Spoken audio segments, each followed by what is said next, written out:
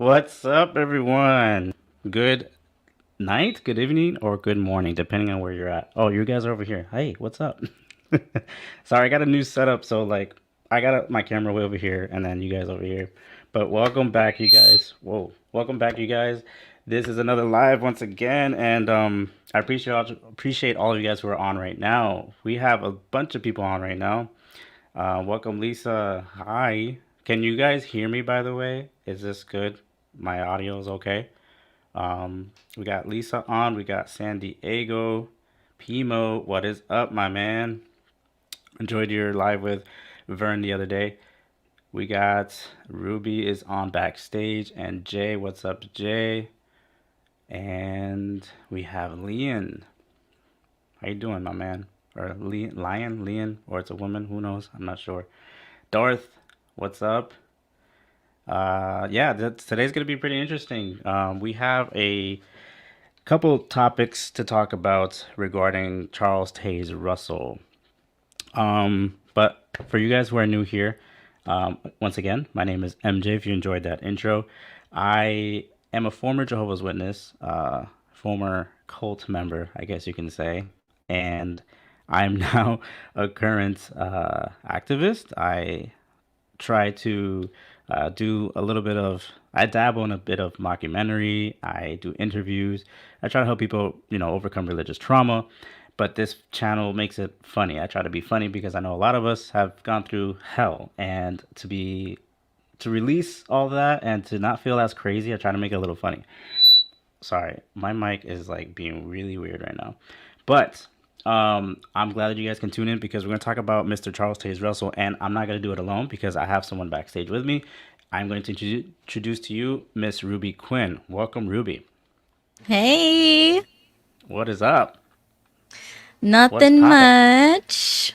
I I'm glad that you joined on. I kind of invited Ruby last minute, like last week or so, to do this. I had plans to do an actual video with Charles Taze Russell, and I never had the time. It's been a really, really messed up and tough week, and it's stressful. But I've been able to ask Ruby to help me out with it because instead of it being a video, it's gonna be like a quick maybe Q&A, talk about discuss him a little bit. And for those of you who don't know who Charles Russell is, or maybe don't even know the whole truth, because there's a lot to unpack, right, Ruby?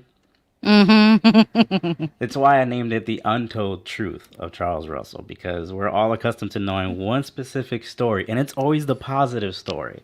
It's never the Right, bad nor the ugly. It's always the right. good. That's just how the organization works, you guys. We all know that. Everyone here, all Mm-hmm. you guys know that. Um, Ruby, I'm sorry to put you on the spot, but did you prepare? But I did bite off of somebody else. So I think all Okay. of us know about JW Rose on her channel, and she's really good with information, and she does like a voiceover, and she Hmm. just covers information, and she has like a two-part video exactly what this is going to be about. So I was like, I'm just gonna watch this. So I Okay. watched Rose's video, and I took like bits and pieces of information and just put like bullet points of who Russell was from the beginning, middle to end, his influences, his colleagues, whatever you want to call them. Everything that Yeah. has to do with Russell, I got from that video, and she has all of the links. If you want to fact check anything that we're saying, you can go to her video and see that. Okay. Cool. Awesome. Yeah, I'm gonna definitely grab that, and you can probably even. Think I can give you access to share stuff, if I'm not mistaken. I'm Yeah, not I think I could sure. present. I think I Yeah, can I believe present, you can present. but I Let's don't got nothing can. to present though. Everything's like on paper. I write everything down. I'm old school. I don't do no digital stuff when it comes to that. That's why you're so amazing. That intro was amazing. Thank you, thank you. I have to give credit to a couple guys, two of them, and a wife to one of them. I Mhm. I came up with the story, and it's been in my head for like a very long time. Like I've been wanting to come up with this for a while, and I reached out to my Discord, and uh, Mhm. I This saw it. man Yeah. reached out and he says he can come up with an outline based off of my what I, based off of what I gave him, and he can go and reach out an artist who is amazing, by the way, and he drew everything. All I did Really? was just put it together, piece it together, edit it, make it into a video, attach the music, sync it up, and it turned out great. It's amazing. Not too expensive neither. So I will, if I get the chance on my channel on my community tab later tonight or tomorrow, or in the description later tonight, I'll add his information. And if you guys are interested in that, you guys can hit him up. And I'm hoping to do a little change to my YouTube videos, make it a little more entertaining. I like to call the little man Lil MJ. He's like a little version of me, who basically goes through the same bull crap that I went through. Sad for him. It sucks. I'm sorry, You're Lil MJ. re-traumatizing yourself and the cartoon. That's crazy. Yeah, and I'm super excited for it, and I want to be more myself this time. For all of you guys who are here watching right now, I have a confession to make. I want to apologize for I believe it was last no, it was 2 weeks ago. I went live with Jake and Wally, and I was out of it that day. I had a lot of emotional stress. I was going through a lot, and I thought that having them on was gonna fix my mojo, but it didn't. I mean, it was funny. It was great. These guys are amazing. I do not regret having them on at all. But I just wanted to apologize for you guys for anything that was awkward or the silences. I apologize. I'm still working on becoming a better version of myself, and I thought that with this little MJ, this little cartoon, that can help me to be more behind the camera while being entertaining at the same time. And maybe eventually, I'll get better. I'm still new to this YouTube. I just actually left the organization a year ago. If you're still new here, I'm fresh. I'm a freaking fresh fish out of water. I'm a baby in this XJW community. And one of the greatest reasons why I invited Ruby on here is because she's old school. She knows it all. She's been through it. She's been on YouTube for a bit, and she's got a better mindset and how everything works. She's quick Stop to speak. it. You say Stop. you write things, No. but I don't believe that. I think it just comes What? off the You noggin. guys are I tell you this all the time. Remember the very first email I sent you? I'm like, you guys are so much cooler than me. And I just started a few months ago, so stop it because I don't know half the things I'm doing. I don't Oh even man, write nothing. I just talk and it's just personality, like it just comes off the mind. That's why I told you just be yourself and you're going to be fine. You're going to be fine. thank you. I appreciate that. Well, how about we get this thing started? Okay, so I I would like to present my notes if that's okay with Okay. all you guys. There's a thing that a lot of XJWs don't do, and this channel is more of trying to imitate a little bit imitate a little bit of what other people do while at the same time being unique with it. And a lot of people don't share their notes, and I want to be the channel that does. So, like I said before, I had plans to create on Charles Taze Russell, and this was Mira, me basically. is a whole essay. Listen, we're not gonna go over the whole thing because I know Okay. we're not gonna go over the whole thing. I'm not gonna be like reading every single thing. I just want you guys to Okay. see what I see, so that way you guys are not bored. You Oh, guys can okay, see because I everything, could show right? you this too. This is what I wrote. These are my Ooh, notes. there you go. You see, you write it. I commend you for that. Look at this. Look at this woman, bro. This is my wife, you guys. Her name is also MJ. If you guys didn't know that, Hey. this is my wife, MJ. We didn't plan to get married because of our names. It just That's so happened. messed up. Yeah, I was MJ before, and she was MJ before, and it just worked out. Um, yeah, she's great. So I'm going to discuss a little bit on. By the way, thank you, babe, for watching. I appreciate you. Uh, San Diego, what is it? It was mentioned I should do a podcast. Probably will, but when I'm officially out. That'd be very fun. I don't know Mm-hmm. if y'all know who San Diego is. If you guys catch him on Vern's channel, his voice is podcast material. Yeah, yeah, I've heard him a couple times in other And streams. he's great at just coming up with Mm-hmm. things. And he's a Pimo, obviously, and yes, that would be great, San Diego. I'd appreciate that. We'd all appreciate that. Mm-hmm. Hey, Jackie Jacks, what is up? Thank you for joining. Jackie Jacks, my numero uno fan. Mm-hmm. CT Russell, let's get this going. So, what I pulled out was basically a timeline Mm-hmm. of who he was, down from his birth down to his death. Mm-hmm. We all know the JW org has a video on who he is and what he did and what he stood for. Mm-hmm. They don't really title it Charles Taze Russell. They don't. You can look up Charles Taze Russell on their website and you won't find him or an image of him. Really? I didn't even try doing that. Oh my goodness, I'm dumb. I did not go to jw.org.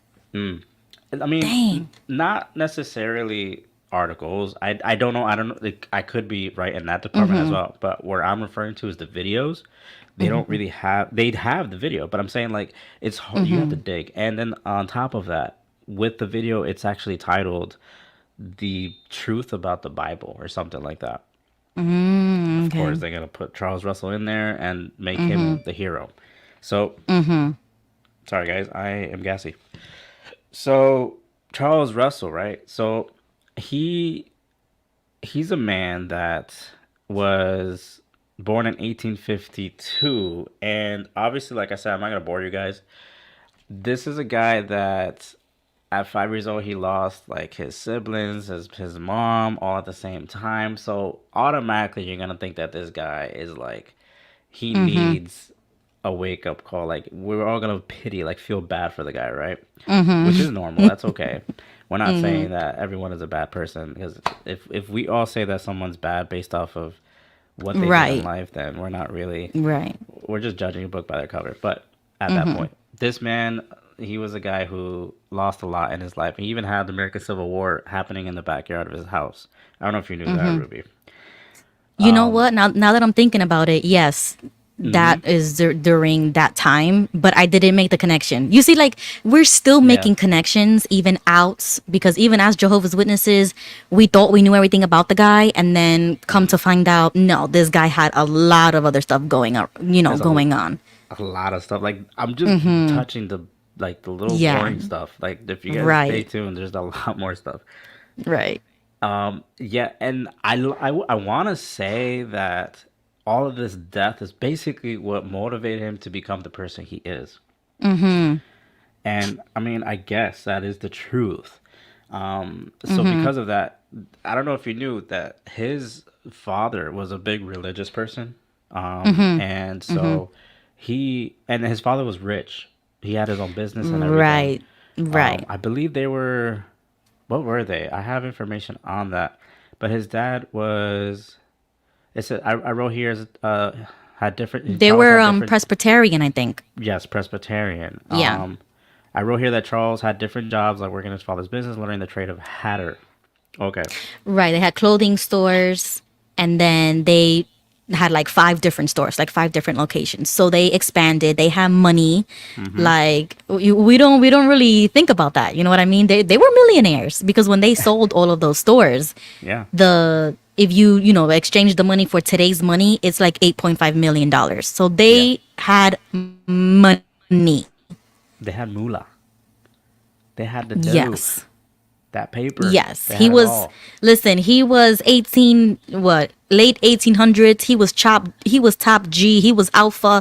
He was an alpha male. He was, he was part of the 1%. Okay, this man, Yeah. which makes sense about his personality, the way he treated people, his wife, and it's like we got to remember what type of a guy this is. We're not talking about no regular guy. We're talking about a Mm-hmm. guy with money. Yeah. And people of that time might have, I mean, a lot of them took that money to like that there was pride involved. And we're gonna dig a little bit on that and how money literally played a huge role in all of his decisions, all of his successes. You would expect, right? And And that's exactly what happened, right? So this Mm-hmm. man's father was a Presbyterian. He taught him everything, Mm-hmm. and there came a time where Charles was like, "Yo, everybody's dying around me. Screw God and screw the Bible." So this man basically Right. became an atheist eventually, For a little bit, but yeah. he still struggled with that idea, and he also struggled with the idea about where the dead go. There can't be hell, because if there's Mm-hmm. hell, then that means my mom is also there and she's being tortured. There's no way. So Right. even though the Bible does talk about a hell, it talks about a lake of fire, and it talks about how they'll be tortured and tormented forever. He wanted to reject that idea. And the problem with Charles was that it was a universal understanding for him, meaning everyone can go to hell. But when you read the Bible, you start to realize that people who go to hell are like the false prophets, people who sin against the spirit and all that stuff. But he didn't really dig into that. He wanted to literally take hell out of the Bible. And eventually he decided to stick to that because it tickled his fancy. So so Right. he decided, at an early age, I think he was like 17 or 18, where That I he was just about to mention that because we have to right. remember that he was a teenager during this time. So he was Yeah. 13 years old when they were still in this it was called the Congregational Church. Hmm. And then by 16, that's when he was struggling with the atheism until he caught the sermon by Jonas Wendell. Yeah. And that's where it kind of kicks off onto, who Russell became later on. So this is a teenager that we're talking about, and this is a wealthy Yeah. teenager at that. So, Very. yeah. Yeah, that's the issue here, is that we're talking about a man who started everything young. Right. And yet, because he's young, it didn't matter because of his wealth. He was very successful. Um, so this is a man that's been going through a lot, and by the way, like, I'm gonna be talking about all the bad shit he went through, but that doesn't mean like I'm siding with the guy. But I mean, we all go through something. Might as well like acknowledge that, right? And so he decided to find this Adventist follower or minister who preached, and it was there was this guy named Jonas Wendell who Right. was basically giving a speech, and he found him, and he really liked what he was talking about to a certain extent. And Right. that Adventist movement was very popular around that time. I was just And about to bring that up because we have to give the context of the time period that he was in because they had this guy William Miller even before all of that who was making all of these predictions about the end of the world. yeah, And since his failed predictions was like, he had three failures, that was like the great disappointment or something like that. And yeah, then that's what got people during that time to be talking amongst themselves like, okay, this guy got it wrong, but what about this? And then they started coming up with their own interpretations. And then that's when Jonas comes in because this is another guy who's just talking about his opinions and what he thinks. You know what I'm hmm, saying? It's coming from these individuals. And then yeah. that's when when Russell was influenced by this guy, this random guy that he caught a sermon from, and then it kickstarted everything. Hmm. And like it's like I like how you said that they're just random dudes. Like, these are people not inspired whatsoever. These are just guys who Right. like to crunch numbers together and come up with Right. their own predictions, their own prophecies, and they will gather people around and preach it, and people willing to listen will listen, and it becomes a thing. And Right. Russell's like, so he becomes interested, and then he ends up starting his own, I guess, religious movement. But at the time, it wasn't the Jehovah's Witnesses or anything like that. They were called the Bible students, and Right. it's That funny would well because, go ahead, yeah, go that ahead. comes later. Yeah, that definitely comes later Yeah, because after this thing with Jonas, and another thing about with Jonas is that he was a follower of Miller too. yeah. So this is just a break off from the first guy. And then the second guy is like, "Oh, I got it right." And then Russell gets introduced to this guy and they believe in this guy so much so that that's when they sell everything. And then they get the $300,000 in their time, which was $8.5 million. So they Mm-hmm. didn't have to work another day in their lives. They dedicated every single day to this new group. Yeah.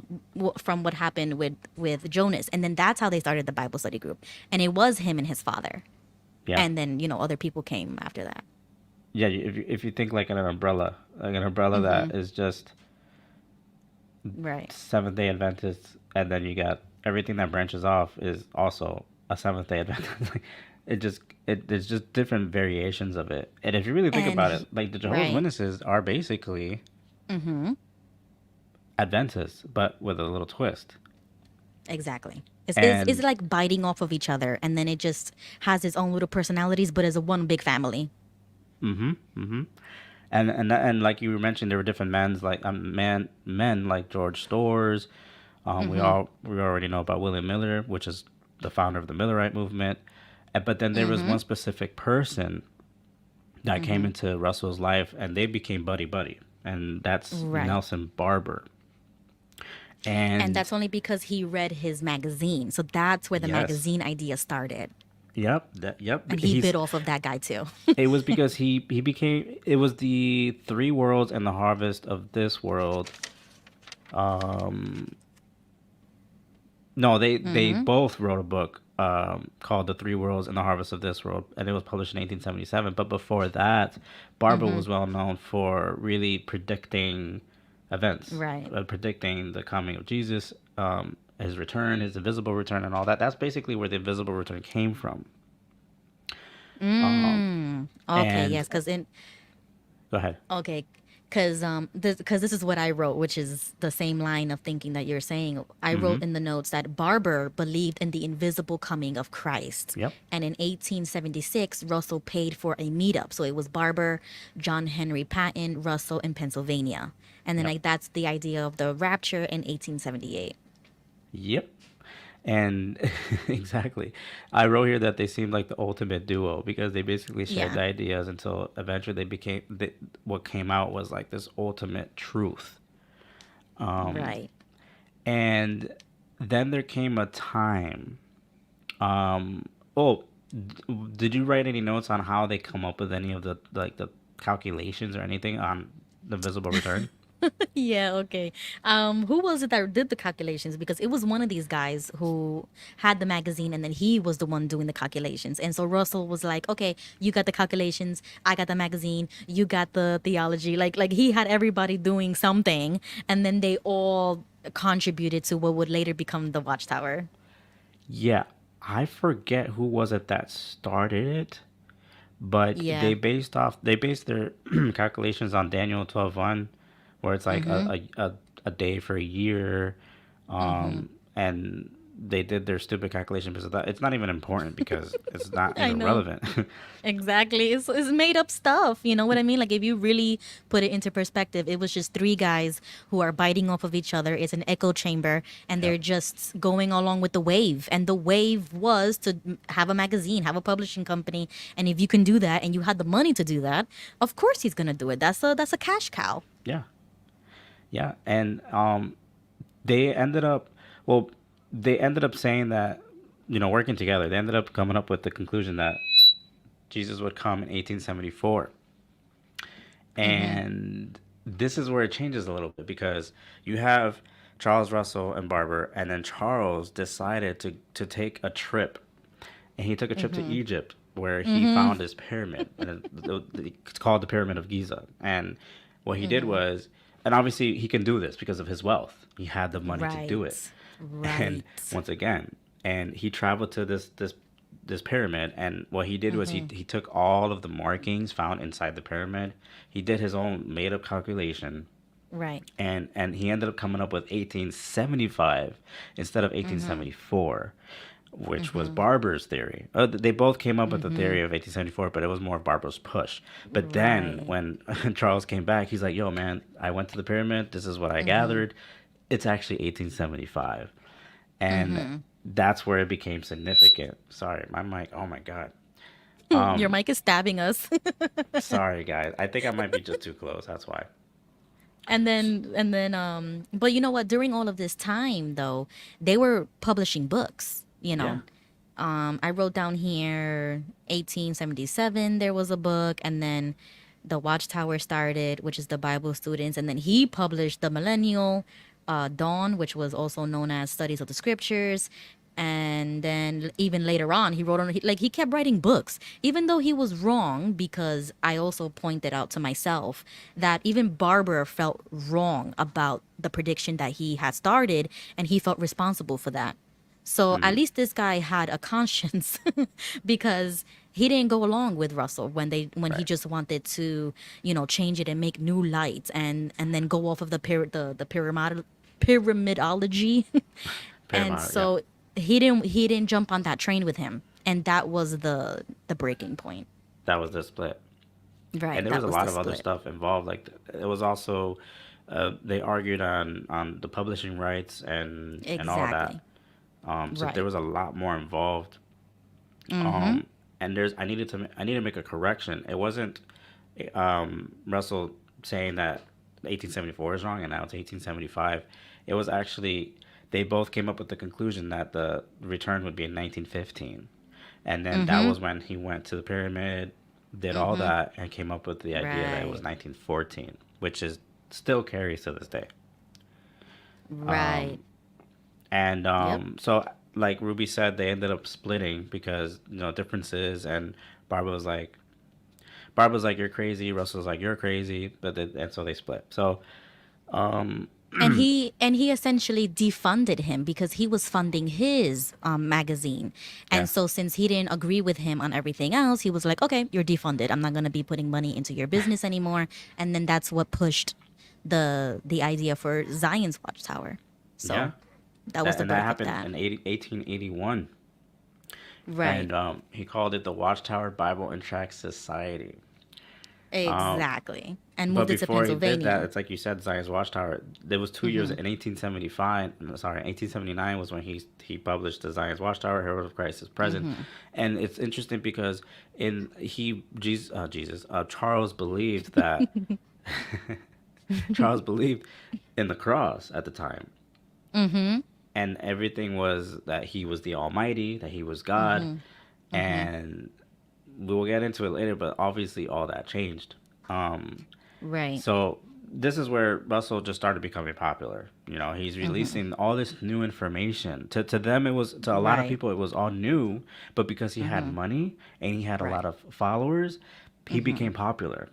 And it got to his head, and he started releasing more books and more magazines based off his calculations. Pyramidology played a big role. He got other people to study it, and this is a man that really was confident in his belief and his teachings and his calculations, and he fooled everyone into believing them as well. So as a society they grew, and then this is where the Bible students come in. And he it's funny because the Bible students, basically the movement of the Watchtower Bible Tract Society, went from Bible students to Bible students. It went from Bible students to IBSA, which is the International Bible Students Association. And these people who shared Russell's belief, as this is what I wrote. The people who shared Russell's beliefs were devoted to his teachings, formed a community focused on studying the Bible and waiting for Jesus to return. They're still waiting. Everything seemed to be going well for Charles, and he could see a bright future. But then that's when Maria entered his life. Do you have any information on Maria? Do you know Oh my goodness. And I mean, I don't, did I write anything? Hold on, because I think I have it off the top of my head. Really? Yeah, I mean, I watched that video that Rose did, and it was specifically about how, well, she said Mariah, so I don't know if it was Mariah or Oh, Maria, but anyways, Mrs. Russell, she had a really important part in literally everything. yeah. So one fun fact is that he didn't start the Watchtower until after they were married. And so after they were married, she was like the secretary. She handled Yeah. a lot of things, like a treasury almost as well, because she handled a lot of the people who had invested, and she was answering back to these people. So it was the woman behind all of this, you know? he was out there and he was doing the show and he was putting a great performance out there, repackaging these ideas into books. Because we also have to remember that by this time, he already had three failed predictions, which was 1878, Yeah. 1881, 1910. And then he pushed it to 1914. So he already had a record for himself. And so Hmm. Maria, his wife, was really holding it down because even when all of this was happening, I think he had like a little scandal or something. Yeah. When he had his own cancellation, they tried to cancel him. She was the one who had to go to all these different congregations and speak on his behalf. And she really stood up for her man, like, oh, he's really inspired, like she Hmm. really put her neck out there, which is kind of messed up because I felt like she was writing for this guy, and then when the whole divorce happened later on, he dead left her penniless, or at least he tried, because he tried to move all of his personal accounts into the Watchtower and Bible Tract Society Yeah. so that he personally doesn't have to pay her alimony, but the company did. So you Hmm. know what I mean? That's kind of messed up. But Yeah. basically that's Maria Russell in a nutshell. I don't know if you want to go into more specific details. Yeah. No, that was perfect. That was amazing. Everything was on point. There, Yeah. if you guys go to, hold on, I'm gonna stop the screen. If you guys go to Jehovah's Witness,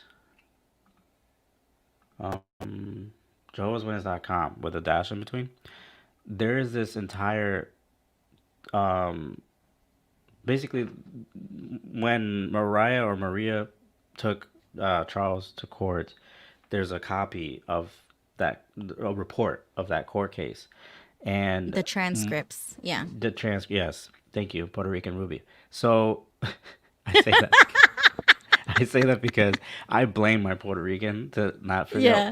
the words. So which is why I say because you're a better Puerto Rican than me. So the transcript we have what C.T. Russell was known for was, I don't know if any of you guys have heard the term him being called a jellyfish. I don't know if Nah, I you guys never ever heard of heard that. that. No, not me. So Charles, the scandal that you were talking about has a lot to Mm-hmm. do with him um flirting with a lot of women, Mm-hmm. hence the tentacles Mm-hmm. and the jellyfish, how it reaches, and there's different women involved that he can reach and basically control, manipulate. So that's what Charles was basically known for. And there was this report where it spoke about this woman named Rose, who was basically another secretary, and um she had confessed to Maria everything that was going on with Charles and her, and Charles attempted to like kiss her, and then Right. um she would like it's basically okay. Unwanted advances. What's that?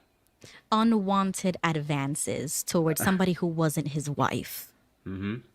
He called her his little wife. Yeah, that's like super inappropriate. He called her his little wife, and then Yeah, she that's weird. responds, "Oh, I'm not your wife." Right. and Oh my and god, that's awkward. and then he says, "I will call you daughter, and a daughter has nearly all the privileges of a Yeah, wife." that's sick. That's sick. If I was Maria, I would have gotten straight to the divorce courts. Exactly what she did is understandable because that is the Hmm. perfect evidence. Oh, that's another thing. Back in the day, women didn't really have the rights that we have today. So you really need evidence if your husband is cheating or whatever to get a Yeah, divorce. And so she really got what she needed yeah, from this young woman, and then that's what helped her get the divorce that she needed because that's sick. yeah, pretty much. Um, and the reason why Charles was so into her was because, I mean, Rose did dress slutty in a way. She dressed, she was trying to be attractive, and we're not gonna say that we're not gonna give Charles a pass here. I mean, this is a man who's married, and Right. Right. it doesn't matter what Rose dressed like, what how she acted. We're talking about a man who supposedly is inspired, who is a man of God, and Mhm. all this other stuff.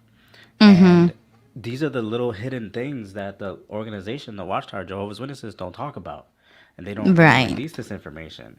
And it's evident that they don't because they're also people in positions of power who will abuse that power and abuse women, abuse children, and that's the biggest thing.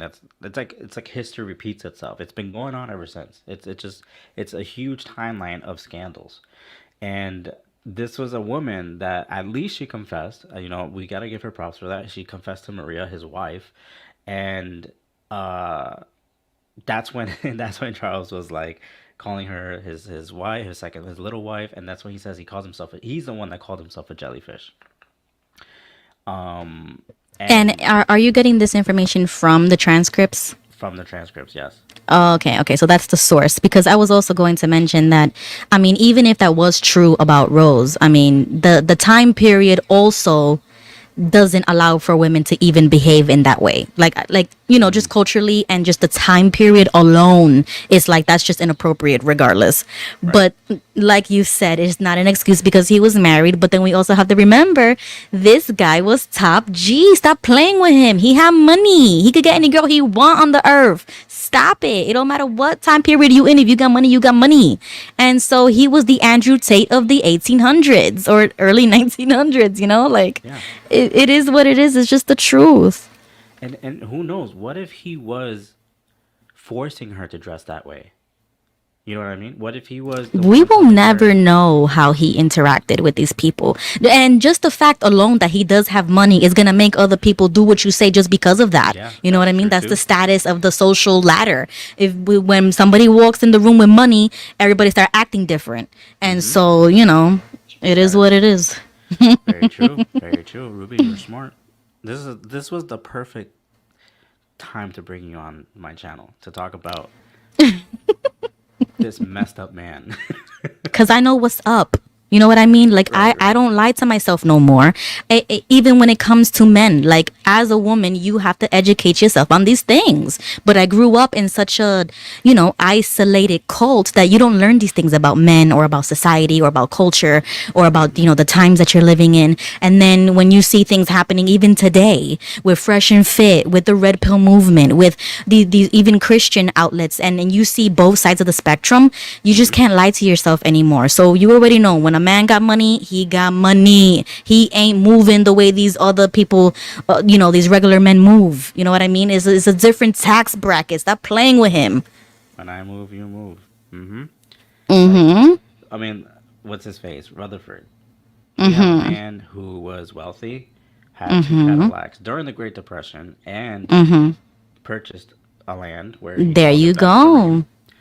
There That you was go. it was supposedly a place to raise the dead like Abraham and all them people. I'm not sure exactly who they were. I forget, but that was the point, right? And then to have him live there and paradise, this and that, and obviously the prophecy never came true, and he ended up living in it anyway, where he would bring in women and everyone in there and do his thing. He was the original playboy. Right. If anything, maybe Charles was the original playboy, but I mean, you gotta give it. I mean, Rutherford. Actually, if we'll get into that later, but Rutherford actually worked for Russell. If you guys didn't know that, I always thought that Rutherford was just some random schmo that just like, hey, this dude died. Let's do something with this organization. Rutherford actually worked for Russell, and in this case, I'm not sure. I didn't really gather information if whether or not Rutherford was a part of this case, but he was in a lot of Russell's cases. Right. That's interesting because Rutherford was his lawyer. And Lawyer. I only found that out when I watched Rose's video because I couldn't really find anything that definitively said that he was his lawyer. Yeah. But the only thing that we do know was that he was a circuit judge before he joined with Russell. And Hmm. so now that we know, oh, okay, he was his lawyer. And that's how, Rutherford got his foot in with all of the financial stuff is because when Russell, transferred everything over with the whole divorce proceedings, it Hmm. was Rutherford who did the right thing and paid out Maria Russell to what she was entitled to because he wasn't going to do it. And he had a warrant out for his arrest. That I And so know. that's when he left the country. Like I'm like yo, for real. I was like, yo, he really did her dirty after Yeah. she stuck her neck out for this man. You know what I mean? And she helped build this thing from the bottom. She Yeah. was a real one. You know what I mean? She stood by this guy, It, and he did her dirty. it's why she wanted to claim most of it. I mean, there was a lot of times where Charles had to travel and to do his thing. Who knows if he was even being scandalous over there? But a lot of the times that he did his travels, who was the one babysitting the organization or the movement? Right. Maria was there all along, and she, if it wasn't Exactly. for her, a lot of it wouldn't. I mean, Maria was also telling Charles she knew that he was cheating on her, and she would still say, "Is this how a man of God would behave?" You got to be careful. Exactly. You got to be careful. You're making a name for yourself, so you have to be. Instead of her just flat out yelling at him and fighting with him and breaking up with him right there and then, she was giving him advice. That's a woman Right. right there, and Right. and And a lot saving of face. yeah, a lot of that isn't brought to light, and people don't realize those things. But again, with what Charles was saying about calling himself a jellyfish, he literally flat out says, right here, I float around here and there. I touch this one and that one, and if she responds, I take her to me, and if not, I float on to others. I think that is equivalent to Donald Trump saying that he could grab them by the punani if he wanted to, because women would let a man with money do it. Come It's just the here. truth, though. Like, even it's just the truth, okay? He had money. Yeah. Damn, man. And Uh, you know what it is? It's like sometimes I say, like don't hate the player, hate the game. Because yeah. honestly, it's the game, you know? You hmm gotta have self-respect and say to yourself, I'm not gonna do this. You know what I mean? So that's how we know he was a really shallow type of person. And Maria, obviously, she held it down. So to Yeah. me, that was a real woman, and she respected her marriage, and she really was in this because she believed in it. And he was the sleazy one, and it is what it is. Right. And then, so after this entire court case, he decided to take everything to New York. Maybe even during, I believe it was during the court case that he took everything to New York or after, I can't remember, but it was in 1909 that he did this. He relocated the headquarters to Brooklyn, New York. Um, and it was at that time where the transition happened where he removed the word Zion, and instead of being Zion's Watchtower, he then called it just Watchtower. And he removed the pyramid and all that. And there is speculation whether or not he left to New York to escape Maria and all the lawsuits, and moved to a city that's bigger and wealthier, or I don't know. Just it's just to avoid any more legal and Yeah, have he was looking for loopholes any way that he yeah, can, pretty and that's why much. he had a really good lawyer to do that for him. And so that's why I'm like, okay, the connection between him and Rutherford. Of course, he's gonna have a guy like Rutherford around him because they two peas in a pod. hmm He of course he was the runner up. You know what I mean? He stuck around because he knew what was better. Yeah, He was smart. These are not dumb people. Like these were very calculated men with money, and they knew what they were doing. And I see Lisa's comment, and she says money is the root of all evil, and it's yep, so true. It's not money specifically, it's the love of money, right? That's what the scripture says, because the love of the root money of all evil. is what's making these men do what they do. Basically, he was a grifter, because even later on with the whole miracle wheat, and I didn't even know about this, but after like the whole farm and everything that they were doing, he was producing this miracle wheats, and then basically grifting off of people who didn't even know any better and thinking that the wheat was blessed or something. And he was selling it at like a crazy amount of a price for that time period, and he was making money off of his own followers. So if somebody is willing to do that, imagine what else they're willing to do. Money, you're right, because I mean, if you look at the Banana Republic, not a lot of people know about this, but the Banana Republic, they had workers who they would pay coupons instead of money. And eventually they got tired of it, right? I mean, who would just want to keep getting paid out based off coupons? And so they formed their own movement, they strike, all that stuff. The Banana Republic company organization planned a meetup with them, and there was a I don't remember the exact number, but there was a lot of employees, a lot of workers, and they told them, we're gonna pay you guys a certain amount, meet us in such and such place to discuss this. When they arrived there, they had a bunch of armed men with guns, and they ended up shooting all of these people to kill them, to silence them, all because they didn't want to risk giving just a penny to these workers. That's how the love of money really is powerful, and it controls it doesn't matter whose life is getting taken out, whose life is getting taken away. Money is so important to these narcissistic people that they go as far as to kill people in order to either keep the reputation of the company going, Mm-hmm. or Right. just to benefit from it. And he knew what he was doing with these little schemes on how to make money. If it wasn't making him any money, he ain't gonna do it. He only sees green and he Yeah. only thinks in dollar signs. We gotta stop with this. Oh, Jehovah was blessing him or Holy Spirit. I'm like, stop it already. The world doesn't function with prayers and or goodwill or good thoughts or whatever. It's money. Okay, you need to know how to make money. Except he was doing it this way. And the only reason why he was able to do that was because he had so many people around him. Unfortunately, that propped him up there. You know what I mean? Like, he didn't do this by himself. You know what I mean? It was a lot of, and it's unfortunate, but I think that oh, one more thing that I wanted to mention was about the measurements. That's the only reason why he could get people to believe in what he was saying, because he would just take another trip. He would just take another flight. Well, they didn't have planes back. He would just take another boat to Egypt, and then he would just say, "Oh, I got the measurements wrong." Yeah, And that's exactly what the governing body does today. Like, stop. thank you. Right. This was a man that,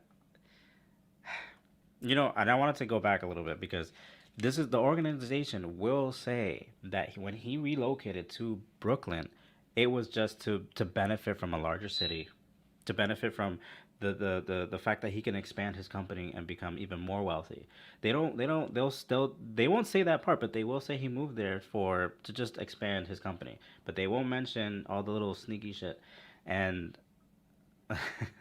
this, sorry, I'm getting distracted by the chat. Um, but yeah, like it's like you were saying, like the love of money is the root of all evil, and we have no idea once someone has that desire for money, especially in the position that he's in, someone who's way up there controlling mad people, it's gonna get to his head, and he could do damage. And we, I mean, I don't know, Ruby. Like if I had money like that, I mean, this is how I thought when I was in the organization. I would rather give. Like, the organization is known for not holding charities or feeding the homeless and clothing the homeless. Mm-hmm. I would have if I had that amount of money, I would do that. And you would think that as an organization that is the truth and loving and all of that, I would hold a charity outside in the parking lot, and I would have a table of clothes, a table of food, and all of that. You would think if you're willing to stand out in the streets with a cart and direct people to the website, you could do the same thing in the parking lot with food and all that. And you would think that those people who see that would rather, or I'm sorry, would love to know more about your God. Like, oh, you're giving me food. I'm a nobody. You're giving me clothes. I would like to know more about your organization, know more about your God. You would think that that's a smarter plan, but they don't even think about that. They don't even want to waste money to get food, waste money to make clothes. Right. I mean, look at the pandemic. When the pandemic came, Mm-hmm. it was all about um, let's give to our brothers only. Only Right. our brothers. Right. Let's give them a freaking head of lettuce, a bunch of eggs. That's it. Like, and then let's just forget the rest. Forget about everybody else. Like, And they even had the brothers going, like, they gave them like a paper or something. I think it was Stephanie from Steph woke up on YouTube. mm, She said that they told her to even go to other organizations to get food donations and stuff like that. And I'm like, yeah. yeah, but back in the day they told us, oh, you can't go to churches to get a food pantry or whatever. Hmm. And that's crazy because I got enough money to do it for yourselves. Why don't the Jehovah's Witnesses do it their own food pantry or their own charities like you've been saying? But you know what? You know what it is. You know what I've learned is that when you even if you're poor, like rags to riches or whatever, money doesn't change you. Money just brings out who you really are because now you have the money to True. finance what you want, your real lifestyle. Like we're too broke to live how we really want to live. But if I had the money, I would just be my real self because now I have the money to display that out, materialistically.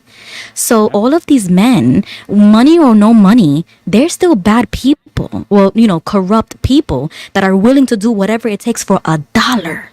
And that is what we have to remember. That's how shallow these people are. And the governing body is no different because all they're doing, everything that they do is surrounded around money. Yeah. This organization is a multi-billion-dollar company. That's all it is. It's a company. It's not even a And they religion. didn't earn it. You see, just like Jackie Mm. Jack said, she said, I want to find out who I really am. Anybody want to donate? You see, they didn't earn it. So they are living off of the dollar of other people.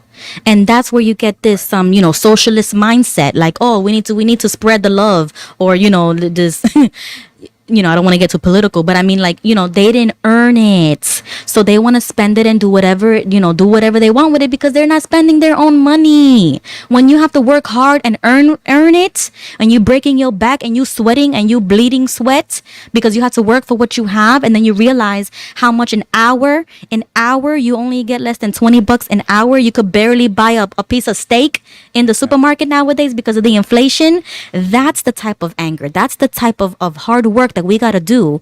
And we're just regular people. So imagine them. You know what I'm saying? So it is bad out here for everybody. They don't really care at all. Yeah, they Their don't. people's well-being or financial status. They will flat out say, "Hey, if a homeless person can give a penny, you can give something too." Like, they don't. They'll even have in their movie the I forget the name of the movie, but it's based in Africa.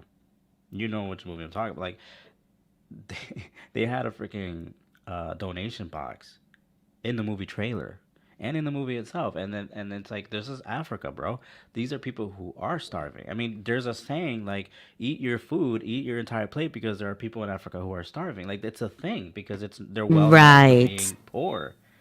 And then you're having this Right. this this government, this company Mm-hmm. promoting donations. Right. I mean, you're already Yeah. rich enough. Get them something. Give them a freaking Subway. Give them a Wendy's out there. Like, don't go and give them this Wendy. Come on, man. Like, they can do it. I mean, And Wendy's that's is what like ten thousand Americans tell dollars. our kids. All you Yeah. need is $10,000 to build a Wendy's. That's it. That's all you need. That's less than a fraction of what they of who they are as a financial company. You can't hear me. Can't hear you, MJ. You keep fading in and Yeah, out. for Maybe some because you got reason a for the bit too audience far. is low, but for me you're good. But maybe you just gotta get a little closer. But be careful because that mic is violent. Okay. It'll be stabbing us. And I got All headphones, so you literally stabbed me to my brain like a few times. right. I brought it up a little bit. I think that if I talk directly to it, it'd be better.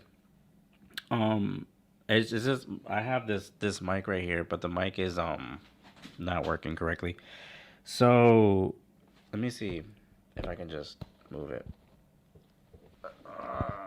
So Ruby, what else you got for me for Russell? Yeah, I was just gonna ask you, while you do that, if I can read from this pamphlet that I showed you, and I'm gonna show everybody else as well. Yep. Because when I went, you know what? I just checked my Facebook memories, and it's been exactly 1 year since I walked into another church for the first time in my life. Right. And so all of these memories are coming back. And as Okay. soon as I told him that I was a Jehovah's Witness, his wife started running and she was like, "Let me get you the perfect pamphlet. It is for you. It's for you." And I said, "Sure, go ahead." And when she gave it to me, my heart dropped, like my stomach dropped, because it literally says, "Cultist at my door." And I was like, whoa.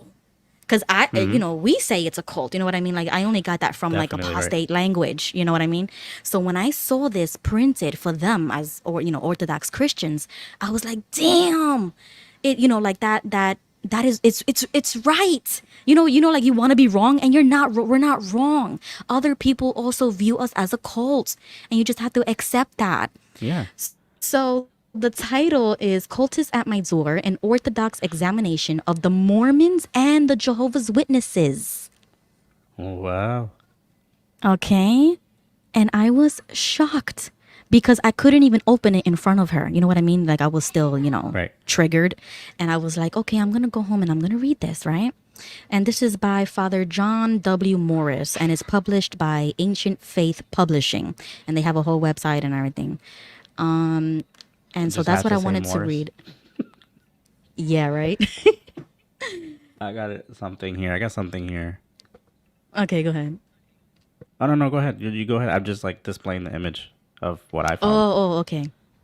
So right here, it has a subheading, The Jehovah's Witnesses. And I'm just going to read about Russell because it also goes into Rutherford, but, that's probably for another video. But since we're focusing on Russell, I'm going to read the first few paragraphs.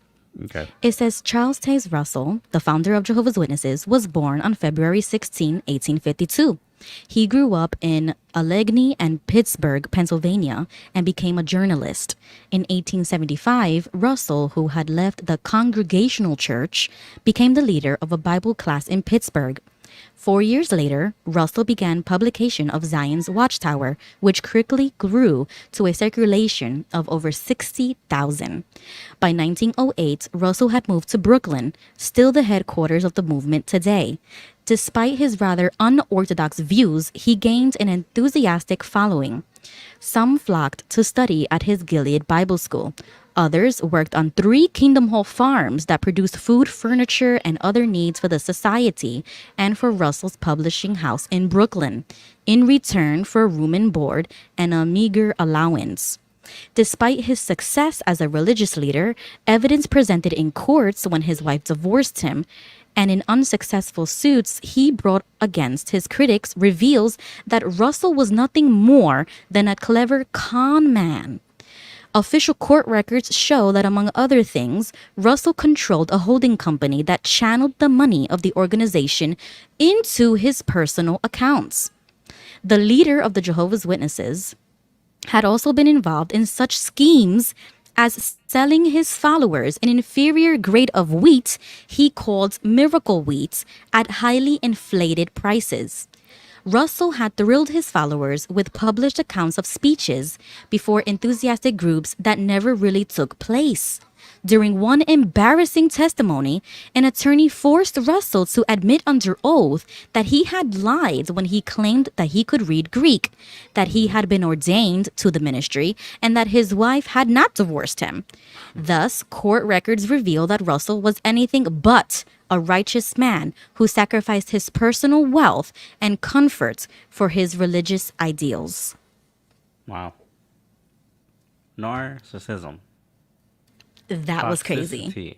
And that was the very first time that I had to look about miracle wheat. I had to look about like the Greek stuff. I had to look about the divorce. I had to look Yeah. like it made me do research that I would have never done. You know what I mean? Because average Jehovah's Witnesses, they don't know this. They don't know any background history about Russell. They just think that he was anointed by Jehovah, literally, like the governing body, that they are anointed and that they have Holy Spirit to be providing the spiritual food the way he was back then. Exactly. And that he resurrected this, Christianity from the dark ages or whatever, because they the DVD makes it seem like, oh, where was Jehovah? Where was the Bible? Like if it just went radio silent and that there was no Christians or Christianity or, Bibles being translated underground, but like later in time. And it's like you're just giving a perception of what you think it was. Now let's look at real history. And let's look at who Russell was as a person, and that's when you start realizing all of these things. Yeah, it's like what I mentioned at the end there that Russell lied about knowing Greek. That is, it's very true because him and his organization were brought to court in 1912 called the People's Pulpit Association versus the Brooklyn Daily Eagle, and that was also a case where Rutherford was also a part of helping Russell, and they questioned him about his linguistic abilities, like whether or not he knew Greek or Hebrew, and he admitted that he did. But then when he was offered just manuscripts or anything Greek or Hebrew related to translate, he couldn't translate it. And basically the trial resulted in a hung jury, so they couldn't reach a unanimous decision. And Russell was known for being a liar, someone that really wasn't inspired, because to be inspired to to create an organization based on the Bible, you have to get your facts straight. Like tomato Right. tomato, like you gotta know exactly what you're making, man. Anybody can make a freaking cheeseburger, but McDonald's does it better than Burger King, right? So you can't just Speak for say I yourself. what's up. Speak for yourself. I don't like McDonald's. It's the MSG. That's all it is. Yeah. That the MSG in a sense is the Holy Spirit. Okay, if you don't have the Holy Spirit, that burger ain't gonna come out good. Okay, so these guys are missing the MSG. There's no Hmm. Holy Spirit. That's why their food sucks. Their spiritual Right. food is literally lacking. It's Hmm. lacking And they're changing with facts. every new trend, every new fad, every society change through the decades. You're always going to be changing because that's literally what Russell did. He bit off from everybody else, created his Hmm. own thing, put it in a magazine, and it was like, here you go. This came from me, when it didn't really come from him. It came from a collective group of people, and his wife was very instrumental into his upcoming. If it wasn't for her, I don't think he would have been as successful as he was. No, but he did end up becoming a little successful. He created the photo drama of creation. And then there you go. So then you have that masking. That's the best thing. That's the best little psyop. Like, oh, look at this. He was the first one to do this. He was the first one to do the radio. He was the first one to do the motion picture. And that is the screen in front of you, so that you don't look behind the curtain and see all of the other bull crap he was doing behind closed doors. Hell yeah. Charles Russell was the original Wizard of Oz. Word.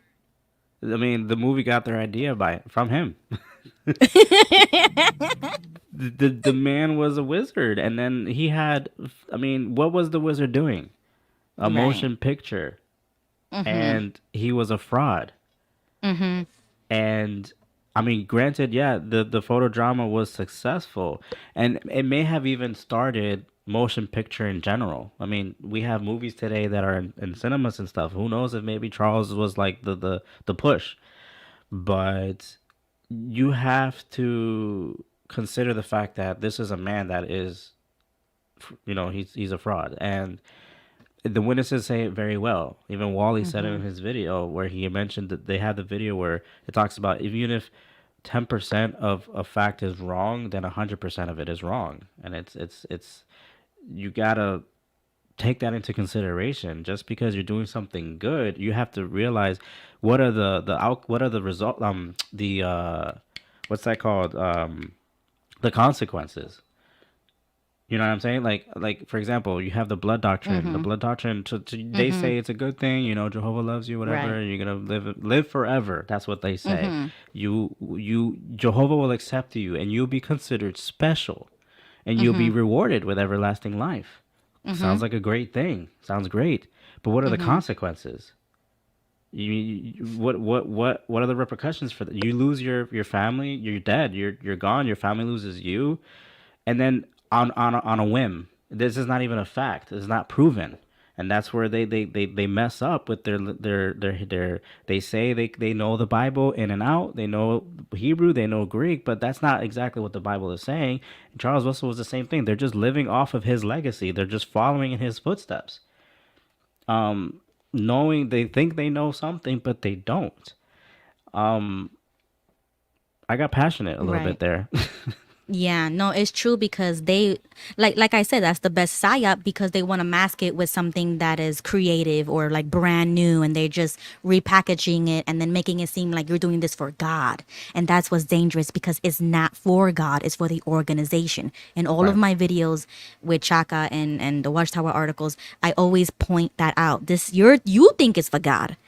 It's for them, and Mm-hmm. they put themselves there, and then they're gonna make it seem like, oh look, like you said, the blood transfusion, they tell Yeah. us hey, it's better for you. It's healthier because there's other alternative things, and that Hmm. you know there's diseases in blood and stuff like that.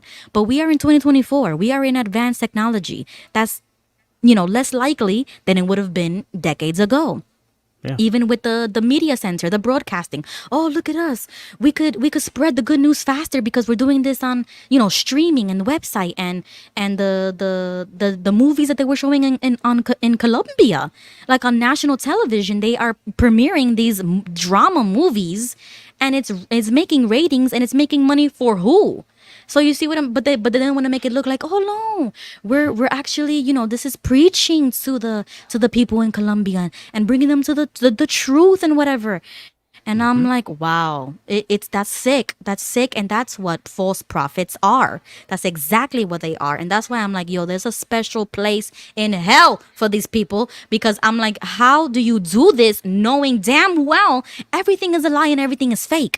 And you're making people, millions of people, believe that they're doing it for God, that they're dying for God, that they're not getting married, they're not having children, they're not buying houses, they're not doing anything with their career, they're not going to college because of God.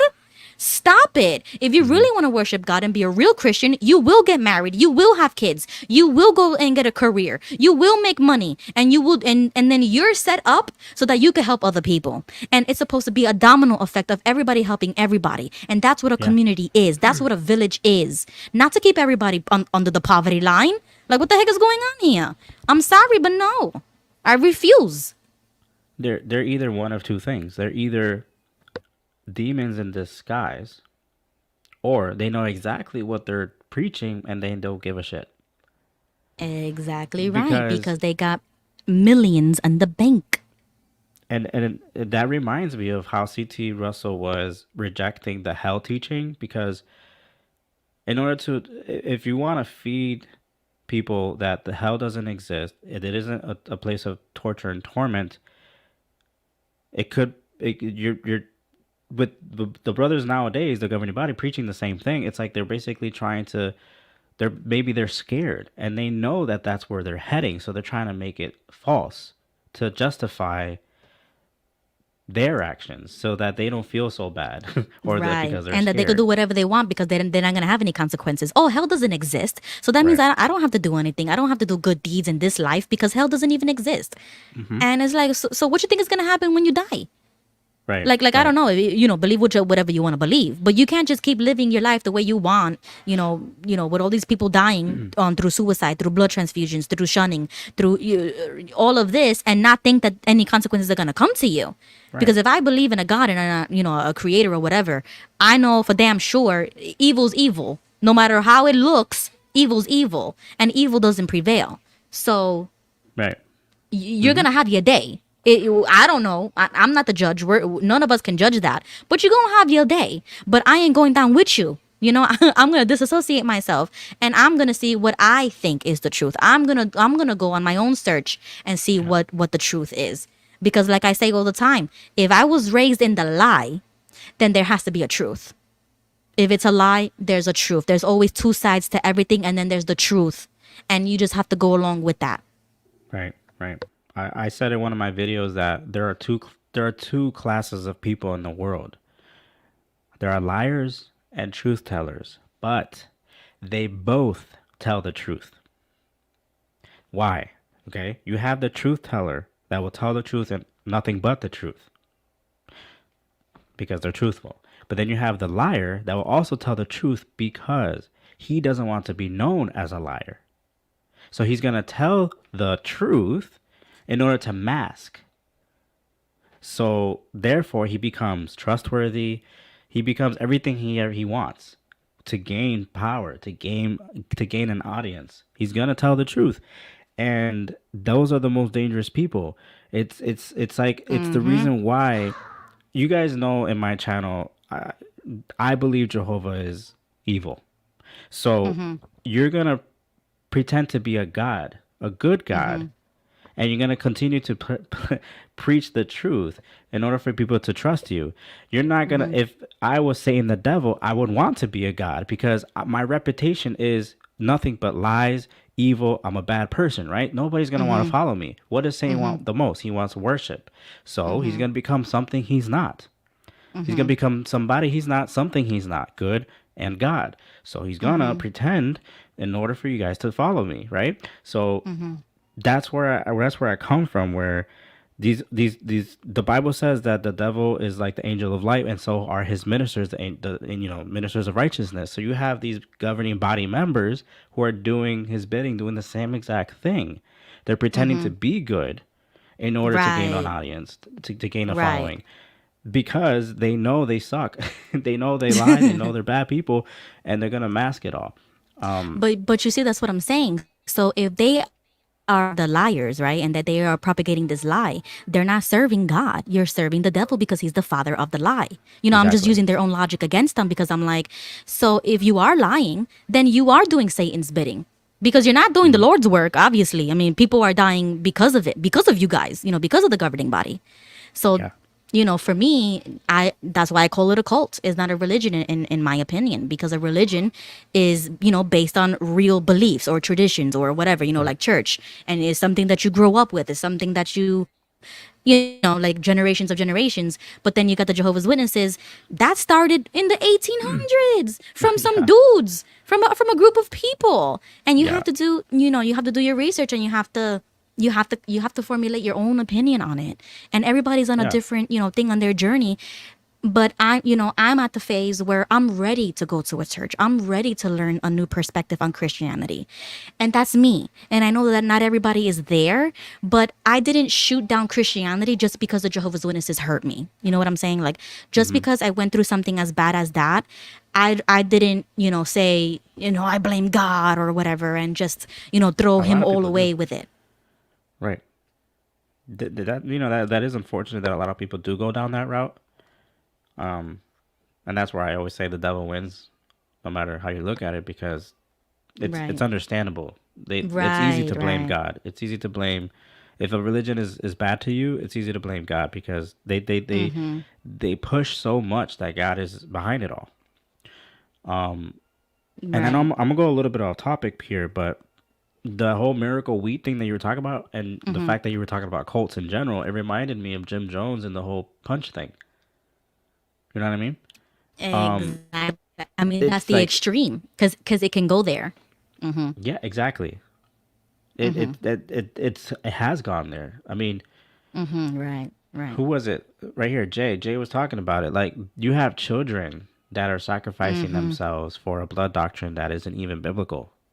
right, You right, have a lot of children being called special who chose God over right. life. But and it's and not and I would God. say the It's same thing from a Christian, pro-life viewpoint. That's how I view abortion as well. It's just a whole generation of people believing that this is a choice. Meanwhile, that is a person inside of you. You are growing a human being. And I mm, know that everybody's gonna have different viewpoints on that, and I'm not gonna dive into that. But that's what I'm just saying. It's all very similar. You just have to make those decisions for yourself and be okay with those decisions. you have to be consciously okay with what the And you need to decision you be make. aware, and you need to know the truth about it. You need to know But what makes sense to you, what's right to you. right, right. And then that's when you agree with, and then you're like, okay, well, I agree with this. And then nobody could tell you nothing. You know what I mean? I can't judge anybody for somebody who has done their research and made a decision and did what they did. Okay. As long as you're okay with that, great. You Hmm. know, you're at least you're going in the right direction, because you're not, staying stuck in one position. You're researching, you're reading, you're doing what you need to do. Right. Um. So I wanna touch real quick on the liar, Russell. So these are all the. If you guys are Jehovah's Witnesses watching this right now and you're new to this channel, I want to discuss the prophecies that you guys don't know about. These are all the prophecies that the organization will keep from you, and this is an organization that claims to have the truth. And in my opinion, when you guys hear the word new light, it's basically, prophecies or changes to the policy or to the organization that come from Jehovah God. But I gotta ask you, if it's new light, what's with the other new light, the older light? Is it old light? Is it a lie from Jehovah? Did Jehovah lie to you the first time, or what? So These are the we have 1874, which Russell predicted that Christ's visible presence began in 1874, marking the start of the time of the end as prophesied in the Bible. Then you have 1878, where he anticipated the culmination of the Gentile times, which basically ties in with 1914 as well, and which is believed to be it paves the way for Christ's kingdom on earth. And then finally, you have 1881, which predicted the rapture, which was the 144,000. But the 144,000 wasn't something introduced until Rutherford came, and he decided to make the whole 144,000 a thing. And then in 1910 was when Russell suggested that the resurrection of ancient worthies like Abraham, David would occur in 1910. Now, Russell ended up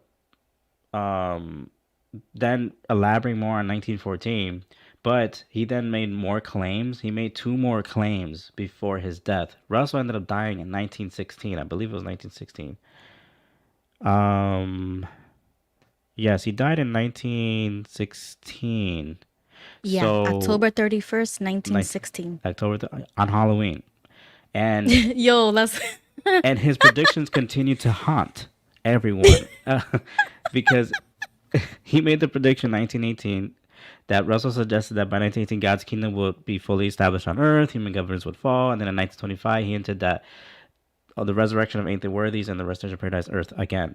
But what was it that haunted the Organization for Life? The 1914 teaching. That was the biggest teaching, and because of that, Rutherford adapted to it and changed it a little bit. And that's why I say Russell is he cursed the organization with his death because he died on Halloween. I wonder if that was. I don't know what you guys believe in. I don't know. I'm not gonna say that demons are real. I believe they're real. I'm not gonna tell you that they're real. They're not real. You could be atheist. I don't give a crap.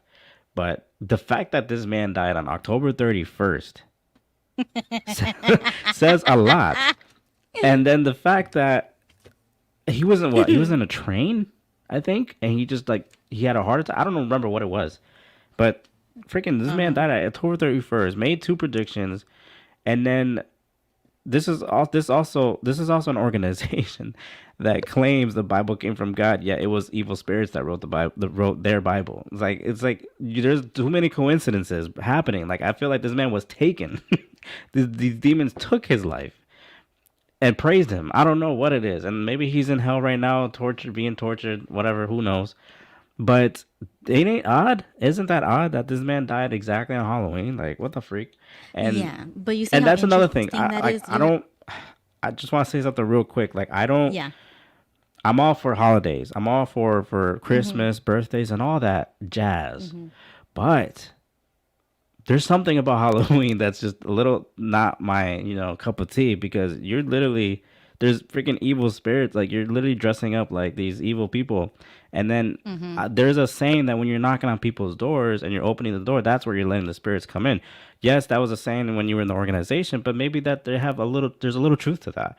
But the fact that everything has a root. Everything has pagan roots, right? We get that. Just like weddings have pagan roots, but the when it says allow it, like which is stupid. Why they deny baby showers and all these other holidays? But the fact that Halloween makes so much sense to me to be that really bad. I'll watch scary movies and I'll eat candy and all that stuff, but I just don't trick or treat. Is what basically what I'm trying to say. I don't dress up, but everyone's entitled to do whatever the hell they want. Right. That's But what I you have to see, say. that's why it's important to do the research because when I started going to this Orthodox church, those are the exact same questions. I'm like, so you guys are Orthodox Christians. You don't celebrate Halloween, right? Like, what do you view as demonic or satanic or whatever? Because we are, little superstitious with that stuff. But, like demons are real, angels, what do you believe in? And come to find out that even Halloween does have Christian roots, but you got to do your research. You see what I'm saying? So that's why it's important for anybody who's interested in this kind of stuff to really dig deep into it, religions, cults, holidays, like literally anything, because that's what we were trained to do, right? I mean, my mother was like, this is the truth, you need to do your own research, you need to find the truth. So it's like they ingrained in us to look for the truth, and you will find it. I'm not here to convince anybody, I'm not here to preach to anybody. The Google's free. Y'all can look it up, and then you make your own decision. But if you bring me on, right, like how Chaka has me as like the Christian perspective on his channel, that's what I'm gonna give. You know what I mean? I'm gonna Hmm. give my perspective. I'm gonna show you, give you how my journey went. How did I come back to Christianity, or how do I view about these certain things? And that's Right. what gives everybody the diversity to talk about these things, because that's what Hmm. they don't want us talking about it. They want apostates to fear each other and like we're mentally diseased or something's Right. wrong with us. And that's because they don't want us congregating and talking. And this is the community who needs it the most because they're shunning Definitely. us. So we need to talk to each other and open up these conversations. And I'm always open and willing to talk about these things because I do feel like, damn, a lot of people, they really talk negatively about Christianity or, pagan or, like different types of things. And I'm like, actually, this is a really great subject. So let's talk about it and let's be honest and let's talk about how did we adopt a new faith and, Yeah. keep it going. We're a voice that's been silenced, and all based off of lies. I mean, and then we're looked at as people who do celebrate all these holidays because we are rebels. But I mean, it's like Ruby says, you have to do your research because you'll just be you want to leave the organization because of their bullshit. Well, you're gonna go and then not do certain things just because people call you a rebel. Then what was the Right. point of leaving anyway? Now, Right. when it comes to like doing your research, yes, you really have to. Because okay, right now, like I have an earring, right, and earrings, and they're gonna call me a rebel. Like my mother in law called me a rebel because I had Wally fingernails, and and little does she know that I was doing a skit. But she's like, oh, she tells my wife, well, Right. he's living a double life, and then my wife goes and says, why? What double life is he living? Because he's not going to the Kingdom Hall.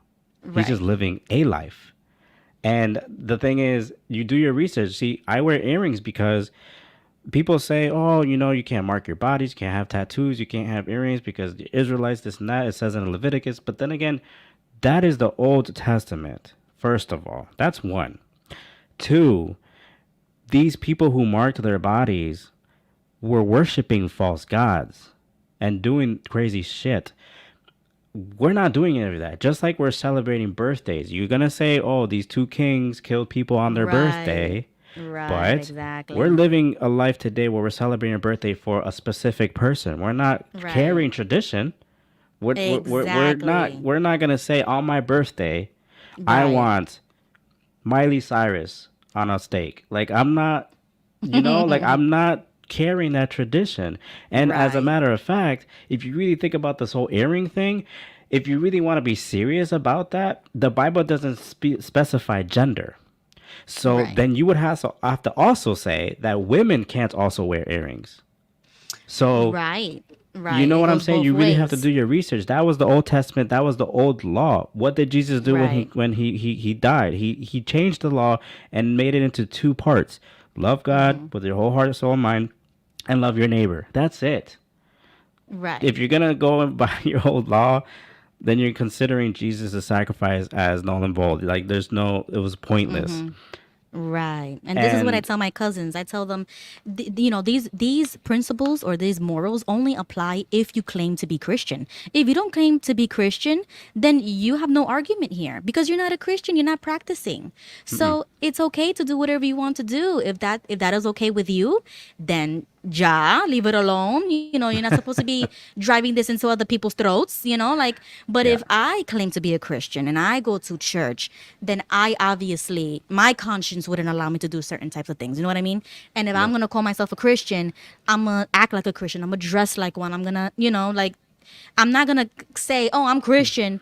And then I'm over here, doing unchristian things. Right.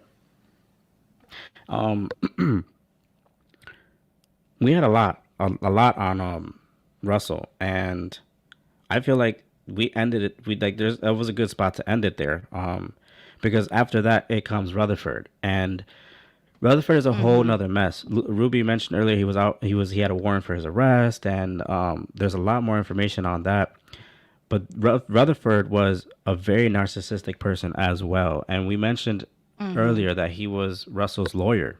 He had a big role in the JW organization before he became the JW organization. And I always thought that he was just a man that just was just random and he came across this organization and made it into something.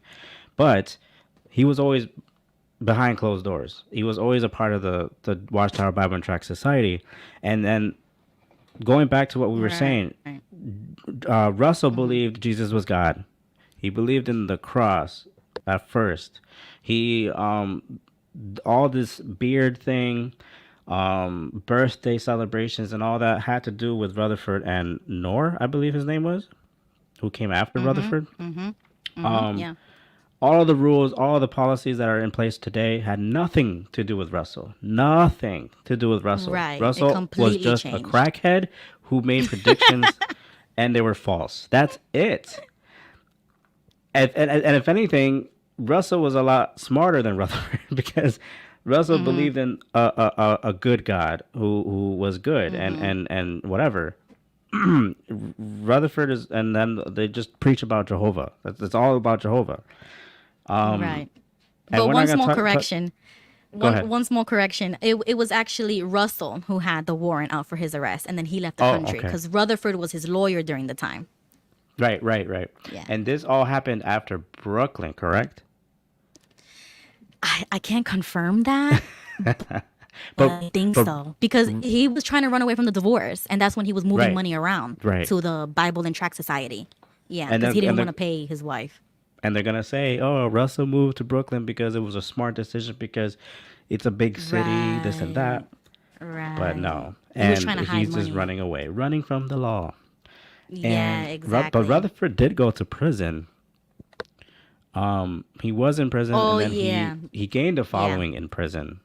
Because he and and then he bribed people. He got out of it, and then started the Jehovah's Witness Yeah. movement. And he fired all the Bible students, if not some of them, if not all of them. He fired them, appointed himself as the president, changed the beard thing, and everything else after that. Um, and I love how Vern always says it on his channel. He says that this is Rutherford's religion. Like this is his. This is his baby. Right. So all you witnesses that adore Russell and you know what's funny is that they talk more about Russell than Rutherford. Have you noticed that? Like I know when I was in, it A was little more weird. about Russell than Rutherford. Uh-huh. A little That was weird. the thing, and I'm like, no, bro. Like Rutherford did a big thing here. If not, I do want to address one comment here before we go go ahead. because Wally said, wait, I'm not a Christian, so maybe I misunderstood, but did you say that to be a good Christian, you have to have kids? And that's when I was talking about I just want to clarify my comments because the organization is was telling people, oh, don't get married, go to the theocratic schools, go to Gilead, become a missionary, or they tell you, if you are married, go to the those different schools that they tell you to do. But that's my Hmm. point, is that they tell you, oh, postpone your life, postpone this, postpone that, don't have kids, don't do this because of the end of the world or whatever. But in my opinion, that's unchristian because the Bible tells us to get married, to to multiply, to have kids, and that children are a gift from God. So why would you postpone these things in the name of God? That's what doesn't make any sense to me, because you wouldn't be postponing regular things. As humans, that's what we are purposed to do, is to get married, have kids, and continue living on generations and generations. Yep. So does it mean that you have to have kids to be a good Christian? No. But if you are a Christian, you're not going to use that as an excuse and say, well, I'm not going to get married because I want to serve God. I'm not going to have kids because I want to serve God, or because the end of the world is coming, I'm not going to have kids. And then you sacrifice those happiness in your life, because as women, it's in our nature to want to get married, to have children. And for men, it's in their nature to want to provide and protect. So why would you postpone these things? So that's what I just wanted to clarify that, because in my opinion, you would not use God as an excuse to not live your life. You would live Right. your life, and you will have children, and you will get married, and that is the Christian thing to do. Right. There's a lot of twists in this, and the word Christian itself is means Christ like. You're talking about someone who was very accepting and didn't care what you did with your life as long as you lived it. You know, sure he would tell you love God, do good, But it didn't matter what you did with your life. He even accepted anyone who was, I mean, look at the Samaritan woman. Look at all the people that were possessed by the devil. Look at how many times Peter failed him. He didn't give a shit. He just accepted everyone and wanted everyone to live a good life. He wasn't even part of religion. He hated religion. And here we are teaching people that you need to serve God in order to have a good life. And you need to, and then tags along with what the issue I had with you need to be a good Christian in order for your kids to survive Armageddon. Like, Mm-hmm. no, because Ezekiel 18:20 says that your child doesn't carry your sin. Mm-hmm. Right. So he can still survive as long as Mm-hmm. he does good for his life. But it doesn't matter what you do with Mm-hmm. your life, your kids will still, they're their own life. And the that's what's so dangerous about controlled religion, that you end up having Mm-hmm. a certain mindset, and when you leave, you take that mindset with you. Sometimes you it's so hard to let go of it, and have a life, because that's going to control you, and you're you need to learn how to live your life, man. Live it to the fullest. Don't Mm-hmm. God wants you to live your life. Jesus wants you to live your life. If you're an Mm-hmm. atheist or whatever the case may be, then you already living your life. You're already Mm-hmm. partying and you took Christianity out of your life, which sometimes Mm-hmm. could be healthy because you're not worrying so much. You don't worry so much about what does God Right. think? What does God think? Right. But Um, you can go through phases. Like, don't cut yourself off as like, oh, I'm never gonna believe this, or never say never. Leave your mind open. Read, look up stuff, talk to people. Like, I talk to different communities. I talk to the Orthodox Christians. I talk to different types of Christians. You know what I'm saying? Like, I'm inquiring. I'm asking questions. I'm not right. staying like, oh, well, I'm an ex Jehovah's Witness and I don't believe in nothing, and I'm never gonna believe it. You know what I mean? Like, Mm-hmm. you gotta continue growing, and this is where we can do that. This is the safe place because I know that whatever I say, this is the only community that's gonna understand me. Those Right. Christians are not gonna understand me. You know what I mean? Like, it's different. But Yeah. with the ex Jehovah's Witnesses, you guys are the only ones who are gonna understand me. We're Yeah. only going to understand each other. So we have to reach out to one another, even if it is about religion or Mm-hmm. cults or, the secular things, any type of opinions. And that's exactly what I plan on doing in the future on my channel too. I'm going to talk about politics. I'm going to talk about religion. I'm going to talk about what I'm learning as a, orthodoxy, or going to churches, or, Mm-hmm. doing activism, going to a protest, doing something. Yeah. I'm glad that you mentioned that, and that's what YouTube's all about. We wanna have a voice, and a lot of us who are ex witnesses or even PMOs, we're not allowed to speak out or even have friends who are outside the organization. So in order to have that community, a lot of us escape and go behind a screen, and we go on YouTube and we find other people who are just like us, and we interact, and and that's how we form a community of people with a voice, because we're not allowed to have a voice.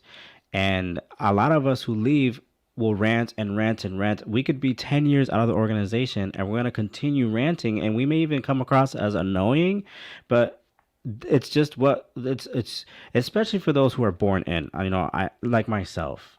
I was born in, and it's my entire life is gone. I mean, my entire community of what I was a part of is gone.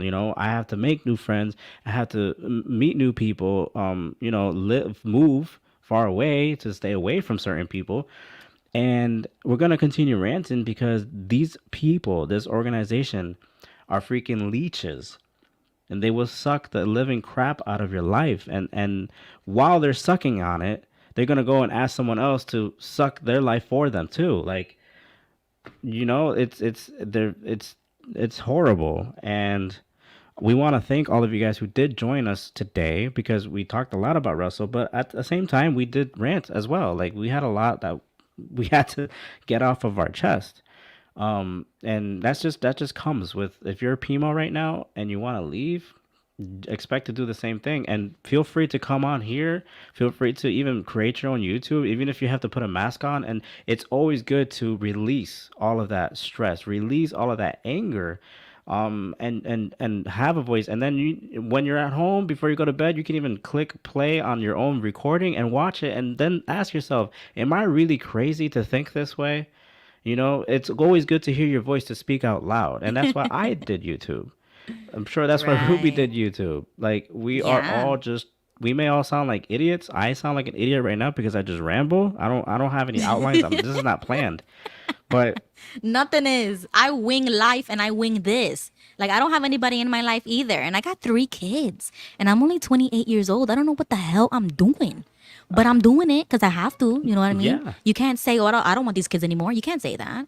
You can't say, oh, I don't want to be married anymore. I already got married. You know what I mean? Like, even though the cult did what it did, you still have responsibilities. You still have a life yeah, to live. And you have to hmm, do it. And you have to do it the best way you can. And right, it's okay. Just be hmm, yourself. You have a community. We even have Discord. We even have YouTube. We have Twitter. Like, literally anywhere you want to go, you will find your people. And that is right. the safest place you can be. As long as you wake up the next day, that's what matters. Hell yeah. Always remember that. Live your life to the fullest, and don't let nobody judge you. There's a reason why there's a scripture that says, don't let nobody judge you for the festivals or for what you celebrate.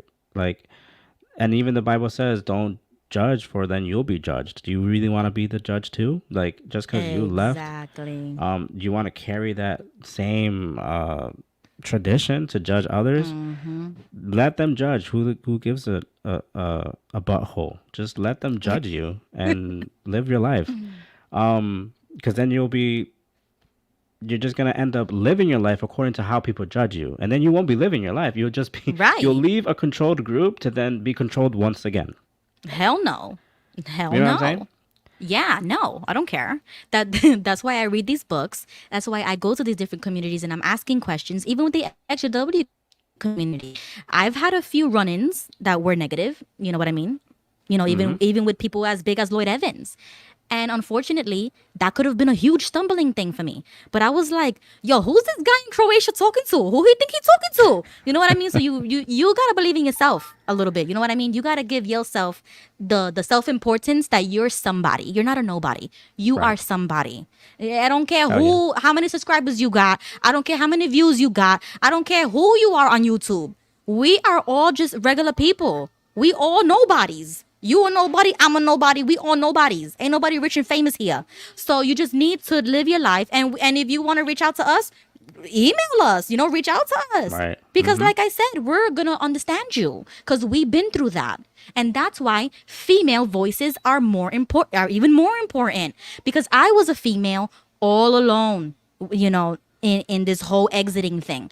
And there's lots of men, and I'm happy for that, and a lot of male voices on the internet. But for women, that's why I said I have to become a big voice out here for women because not that many women have gone through what I gone through. You know what I mean? Teen Right. Right. pregnancy, teen marriage. Like I was literally a child bride for these elders. So they could ruin lives, and they have Yeah. ruined Yeah. lives. But you need to grow from that, grow up, and then help other women who are going through the same thing, other young girls, other women, other children. You know what I mean? We got to be those voices. Yeah. So, sorry for the little rant, but you know what I No. mean? No. That's fine. I want to add to that because if it wasn't for women, I'm sorry. The organization has to realize that if women had a say in anything, you wouldn't have this fellowshipping or the blood doctrine because these are Exactly mothers with right. children. They don't want to Exactly shun their right. children. They don't Right. want to lose their children over a blood doctrine. So Never. that's how Never you in a million know years. you are part of an organization that are silencing women because they know that if all women banded together, all these policies would be under the ground. Right. And then when you are looking for those voices, I was like, yo, why are there not other women talking about this stuff? And I would even ask my mom, I'm like, how are you as a woman okay with the fact that you basically raised your daughter in a pedophile paradise? So if you know it and you Right. still do it anyways, there's something wrong with you. And I refuse to sweep things under the rug and just follow whatever men say. Like I'm not, I don't hate men or anything like that, but I'm just saying, as a female and as a Lovely, you mother, know. you have that instinct to protect your children and to, to be vocal in the community. We are the ones who are teaching the next generation. We give birth to the next generation, and Yeah. we are the ones who instill culture into the next generation, not men. Men, they work and they provide and they hunt. You know what I mean? They go out in the world and they have to suffer the world. So we still have to have love out here for men too. But it's the women who have to stay home, cook and clean, and raise the children. And as a stay at home mother, that is quite literally the case for me.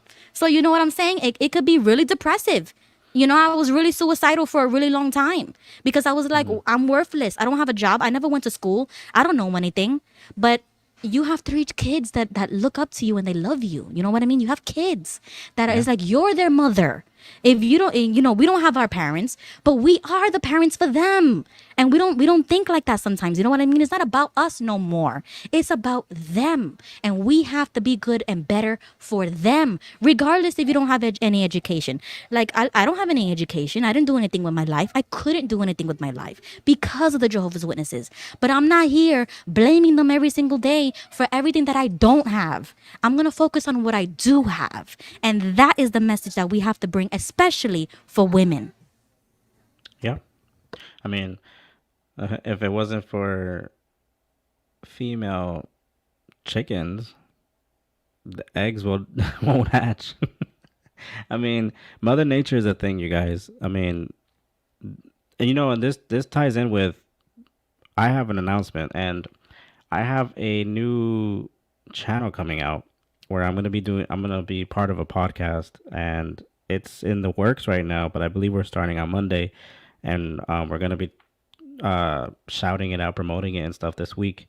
But it has a lot to do with the history and mythology and all that stuff, and a part of that has to also do with the goddesses of the Bible that a lot of people don't know about. And like Ruby's smiling over here. There were female gods, you guys. In I mean, just take it or leave it. Like that's how That's misogynistic even the interesting. Bible is. So I hope that you guys enjoy. Are you gonna enjoy that? I mean, it's great, and we're gonna have that next Monday, and it's gonna be me and another person, another YouTuber.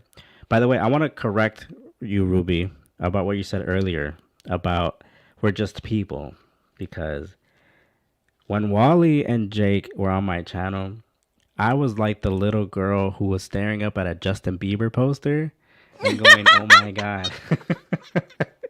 Okay? Well, I never said you wasn't gonna fangirl. You could be fans of somebody, but don't put them on a pedestal that you think Right. that whatever they say is gold. You know what I mean? Their Yeah. opinions really don't matter when it comes to you because you're the only one who could live your life. You know what I mean? Exactly. So you have to just balance. It's just balance because I love them too. You know what I mean? I watched Mhm. Lloyd since 2015, and what he did to me on the internet, like very publicly, and I was embarrassed, and I was like, who is this guy talking to me the way he is? You know what I'm saying? You just got to put it into perspective that he is just a person, and whatever he says is not going to impact my life or my view on myself because I love myself. I am important to me. You know what I mean? So. Right, exactly. I'm sorry, I wasn't trying to laugh at you. I quickly glanced over at the chat, and Tier 5 says female chickens because I said female chickens. Chickens are female. Yes, I understand. It just came out. um, but that's just to show my I'm stressing that women are important, and I just consider females important in our lives. And without women, I mean, we'll be a bunch of careless people because men are all the head honcho and pride and all that bullcrap, and women are more of the gentle side of us. And it's the reason why the Bible says that Eve was made to be a compliment, because without women, we'd be. Then again, if you think about it, if Eve would have just stayed in Adam's body, maybe he'd be the full package. Who knows? So maybe we, maybe men and women weren't even supposed to be a thing. It was just supposed to be a thing, a person. That's Yes. it. Listen, I'm trying. I'm trying to stay humble. I'm trying to not let the Puerto Rican come out. Mira, mira, now you got me There you saying Puerto go. Rican Ay, Dios because mío, ya I'm empezó la crazy. mujer, la chiquita, Dios mío. Okay. I'm trying to keep the crazy down, but this is live. That's what it is. On my pre-recorded videos, I'm normal, but when it's live, it goes off. Right. Listen, you guys. Ruby. Before we head out, is there anything you want me to shout out? Anything you want me to promote, or anything you want to share Um, on the tab, the share button? I don't think so. No, No. I mean I got my handle here. My thing is New Yorker Rican Ruby Quinn on YouTube, and I mean I'm working with Chaka. We have every Thursdays or every weekend. I think he's gonna change up the schedule. So I go on his channel every week, and then I post the monologues on my channel, and then I'm doing the XW book club by myself because Sergio backed out. And so I have a spot if anybody wants to read books with me and talk about the book. But I'm Hmm. reading Cult Girls by Natalie Grant, and that's like the Right. feminists' point of view about exiting Jehovah's Witnesses and stuff like that. And I know this book is like already 2 years old, but I love it, and I'm going over it again, and I'm gonna have Natalie on the channel and stuff like that. So that's pretty much it. That's what I'm doing. Okay. Yeah. This is Ruby. This is her channel. And um, she started in 2017. But you were saying that you like could have done YouTube earlier, but you decided not to, or something. Well, I Um. mean, it took me well, it's been almost 6 years that I've been very quiet in the community, and Mm-hmm. now I'm able to be more vocal, and I'm emotionally and mentally ready to stand up for what I believe in, and I'm willing to talk about it. So I talk about Christianity. I'm gonna talk about religious stuff. I'm gonna talk about political stuff, and I'm doing CSA issues because I believe that the Jehovah's Witness children need a voice, and the parents need to be made more aware of that because I'm a parent and I have kids, so that's what I Mm-hmm. can speak on. And also because my uncle had to register as a sex offender because he got arrested, and all Right. they did was disfellowship him, and he's Mm-hmm. reinstated, and they associate with him, and they have him over their houses, and they treat a pedophile better than they do me, and I have a big issue with that. So I'm not gonna let that slide. You know what I mean? And this is the only way of me doing that. As I'm talking about it, I'm talking about how Watchtower is covering up stuff, and I'm Yeah. trying to be a voice for the CSA, children, people, adults, anybody, that more people need to be made aware of this. Non-Jehovah's Witnesses, the world needs to know about this. Yep. Yep. Definitely. And that's why we're having a protest this year. I actually have information on that protest. Um, if I can share it, I just remembered about. Thank you for. I just remembered about it. If you guys go to, we had spoke about this before we head out. I know a lot of you guys want to go to bed. Um, there's an interview that I had a little while ago on someone who was a speaker for the protest, and she and I and a few other people have been planning this next protest. I by no means I'm no like expert on it or really a face for it, but I was contacted to assist, and I don't know, I might even record it. Who knows? They're still talking about how I'm going to be involved, but if you guys are interested, you guys can go to this website right here. I'm going to present it. Um, so it's called Eventbrite. So this is the 2024 Shun No More protest. I literally just got this. I think it was like this morning. I haven't looked into Yeah, it. me too. Yeah, she So sent it to me on Facebook. right. So you guys can take a look at it. Screenshot the website. I'll post it in the link somewhere in the Yeah. description. And if you guys are interested in going, it's gonna be Friday, September 13th. Um, so if you guys are interested, it's gonna be again at the White House. If you guys are familiar with last year, we had it at the White House again. It was pretty cool. And so we're gonna do that again. So this time it's not gonna be on Halloween. It's gonna be in September. So looking forward to seeing you guys over there. I not sure if I'm gonna go. Like I said, it depends if I'm even gonna be involved. Because I know that if I am involved, I'm definitely gonna try to go. But anything can happen from here on out. I have a life, I have kids, so we'll see how that goes. But thank you all once again for joining me and Ruby tonight. We discussed a little bit Yeah. about, or a lot about Russell, a little bit about Mm-hmm. Rutherford, and just the organization of the Jehovah's Witnesses as a whole. Mm-hmm. Messed up people, I know, but this is a cult, you Mm-hmm. guys. Go ahead, feel free to Mm-hmm. tell people, tell them it's a cult. You have all the information that you need to expose them as a cult. We have my channel, we have Ruby's channel that will explain it to you very, very well. And Mm-hmm. we once again want to thank you for coming on. This is XJWMJ, and I'm going to end it with my famous, famous outro. Take care, stay safe, and remember, you can't make any of this, and I'm going to add the word shit to it. You can't make any of this shit up. Goodbye, you guys. Good night.